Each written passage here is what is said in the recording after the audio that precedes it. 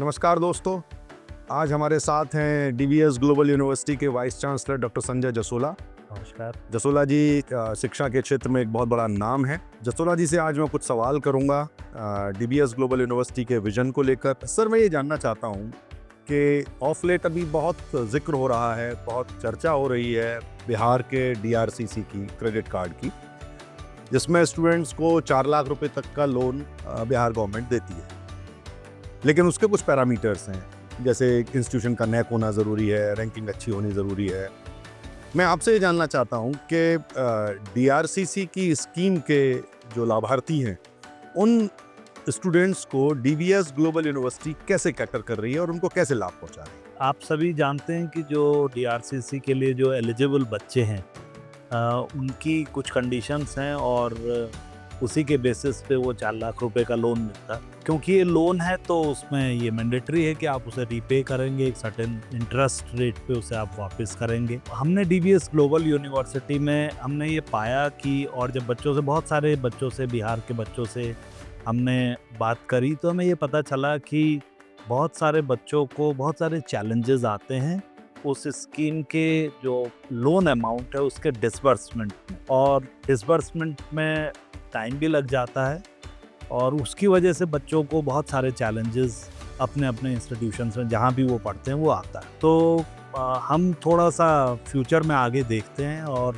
हमारी ये विजन रही है कि हम सोसाइटी के उन लोगों को भी कैटर कर पाएँ जिन तक क्वालिटी एजुकेशन की रीच नहीं है। डीवीएस ग्लोबल यूनिवर्सिटी ने सत्या स्कॉलरशिप स्कीम के नाम से एक स्कीम शुरू करी है। तो इसी के संदर्भ में हमने अपने यहाँ पे 2.5 लाख रुपए की जो स्कॉलरशिप है वो हमने, जो भी बच्चे डीआरसीसी के लिए एलिजिबल हैं, हमने उनके लिए प्लान करी है। और हम ये चाहते हैं कि क्योंकि ये एक स्कॉलरशिप है तो बच्चों को इसे रीपे नहीं करना पड़ेगा और इसके डिसबर्समेंट में भी कोई प्रॉब्लम नहीं है। अगर बच्चे के पेपर्स पूरे हैं, अगर वो एलिजिबिलिटी कंडीशन को पूरा करता है, तो विदिन 36 आवर्स हम उस मनी को डिसबर्स कर देंगे, बच्चे को दे देंगे। डिसबर्स करने के लिए अगर मैं आपको एक एग्जांपल लूँ कि बीटेक के अगर एक कोर्स में अगर बच्चा एडमिशन लेता है डीवीएस ग्लोबल यूनिवर्सिटी में, और जहाँ पे कि ये 4 साल का कोर्स है, तो हम बच्चे को हर साल 62,500 रुपये हम बच्चे की फीस में से डिडक्ट कर देंगे एज ए स्कॉलरशिप। बहुत अच्छा। मेरा एक अगला प्रश्न इसी से संबंधित ये है कि कौन कौन से विद्यार्थी, कौन कौन से छात्र इस स्कीम का लाभ उठाने के लिए एलिजिबल? पहली एलिजिबिलिटी तो शायद यही है कि उन्हें बिहार का होना चाहिए। देखिए, इसमें एलिजिबिलिटी कंडीशन तो वही है जो बिहार गवर्नमेंट की जो डीआरसीसी की जो स्कीम जी, तो उसमें एक तो बच्चे का बिहार का होना जरूरी है, उसका मूल निवासी होना जरूरी है, उसकी पढ़ाई बिहार से होनी चाहिए। तो और जो भी कंडीशन होंगी उसके हिसाब से एलिजिबिलिटी कंडीशन तो डीआरसीसी ही डिफाइन करेगी।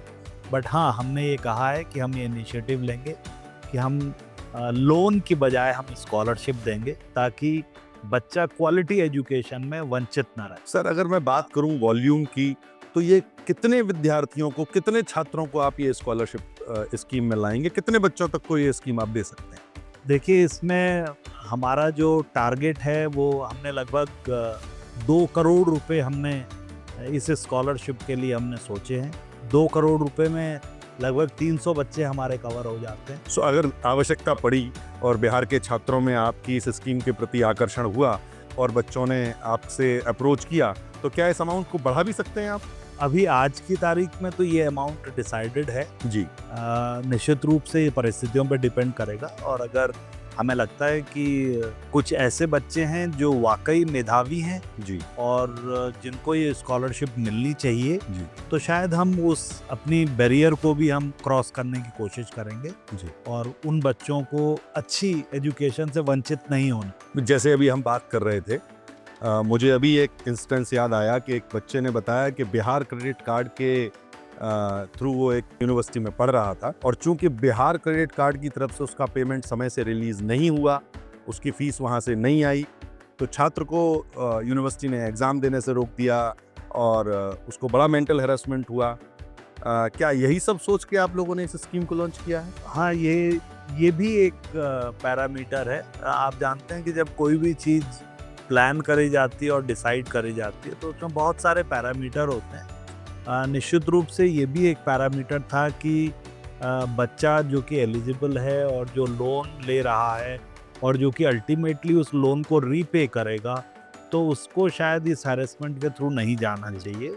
लेकिन इससे ज़्यादा इम्पोर्टेंट ये था कि जो बच्चा मेधावी है उसको ज़रूर अच्छी क्वालिटी एजुकेशन की जो अपॉर्चुनिटी है, जो उसको मौका है, वो उसे मौका ज़रूर मिलना चाहिए। ये बहुत अच्छी बात है और ये बहुत अच्छा इनिशिएटिव डीबीएस ग्लोबल यूनिवर्सिटी का है। मैं इस बात के लिए भूरी प्रशंसा करूंगा डीबीएस ग्लोबल यूनिवर्सिटी के मैनेजमेंट की, उसके vice chancellor doctor Sanjay Jasola की और सारे स्टेक होल्डर्स की कि इतनी बढ़िया आकर्षक स्कीम उन बच्चों के लिए लेके आए हैं जो बिहार क्रेडिट कार्ड के लिए एलिजिबल तो हैं, लेकिन समय पर उनका पैसे का फीस का डिसबर्समेंट नहीं हो पाता। छात्रों को विद्यालय में जहां वो पढ़ रहे हैं उनमें बड़ी समस्याओं का सामना करना पड़ता है और बार बार अप्रोच करना पड़ता है गवर्नमेंट को भी उस पैसे को रिलीज़ कराने के लिए, जो कि समय पे रिलीज़ नहीं होता है। इन सभी दुश्वारियों से बचाने के लिए डीबीएस ग्लोबल यूनिवर्सिटी ने एक बहुत अच्छी स्कीम निकाली है। मैं इसके लिए आप सभी लोगों का धन्यवाद देता हूँ और थैंक यू वेरी मच। और आपसे मिलकर बहुत अच्छा लगा, आपसे बहुत बात करके बहुत बहुत अच्छा बहुत बहुत धन्यवाद।